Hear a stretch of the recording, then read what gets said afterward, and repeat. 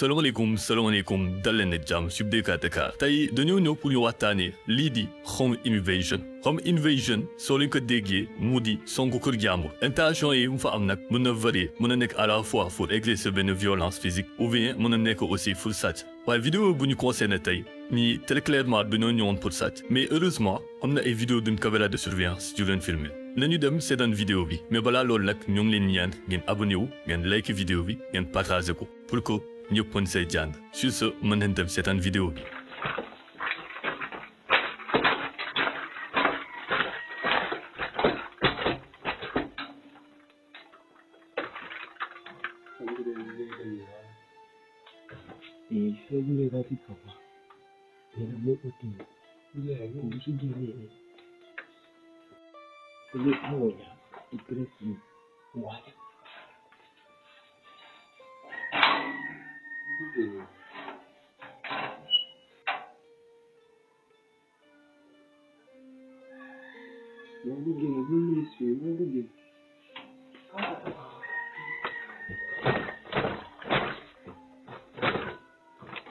Kokan la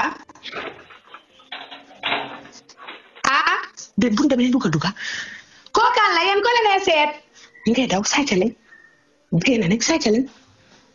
ngay daw ne am naa leen ayam da yow ko laata bunte bi génn ne ñu doon jéem a ci duga tam ne tëdd ñu ci dëkk état bi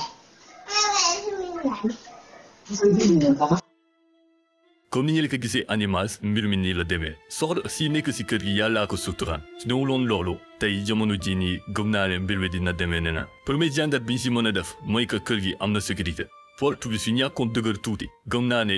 Samba Boy dinañ dugg si biir kër gi mais terewul renforcer buntu kër gi option la beneen mbir bi mu la tegaat mu di sensibiliser dëkkandoo yi avec la création de groupe WhatsApp yoo xamante ne dañ leen di permettre ñu mën a communiquer seen biir pour ñu xool lu ñuy renforcer seeni sécurité am na tamit beneen solution bu ñu mën a mettre en place mu di am chien de garde yi nag nekk na mbir moo xamante ne c'est assez onéreux maanaam dafa cher mais avantage am mu di sàcc il se risque très peu di dugg si kër yoo xamante ne dafa am ay chien de garde mbir wi nag moo yi nii ñoo ngi alerter ñëpp war nañ see mën a jàng parce que dëkk bi léegi nii wóoratu ñoo leen di ñaan nag ngeen like vidéo bi ngeen abonné wu ngeen partager le maximum de personnes pour que ñëpp mën see jàng sur ce mën nañu waatee ba beneen sur DK Dakar.